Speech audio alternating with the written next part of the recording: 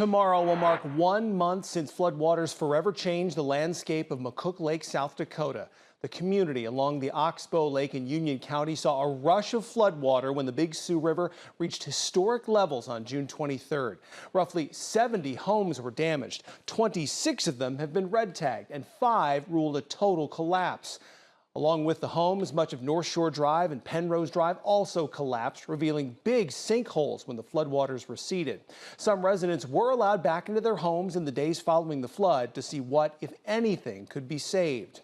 One thing those homeowners are still waiting on is federal assistance. FEMA representatives arrived in Union County last week, but they aren't able to help those residents yet. That's right. KTIV's Katie Koppel spoke with FEMA representatives just this morning to ask them about the holdup in federal help and what residents can do in the meantime.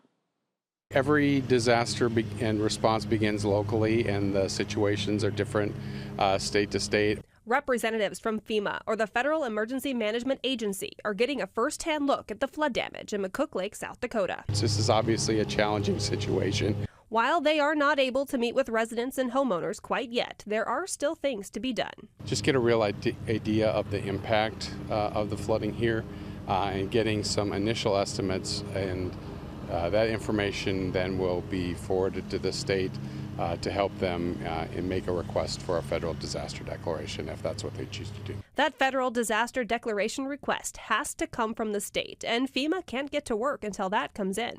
Any costs really that they've incurred so far as part of this recovery effort, keep those. They may potentially be useful moving forward. If they had to spend a night or two in a hotel, keep that information. Everything is information that can be helpful should we get the disaster declaration.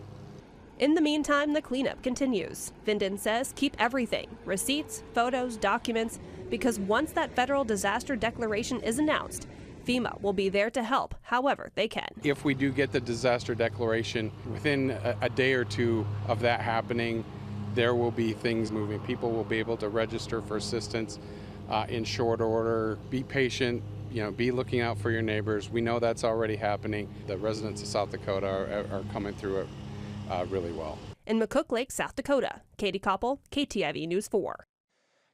KTIV has reached out to Governor Kristi Noem's office about the status of the disaster declaration and why a disaster hasn't been declared. We have not received a response.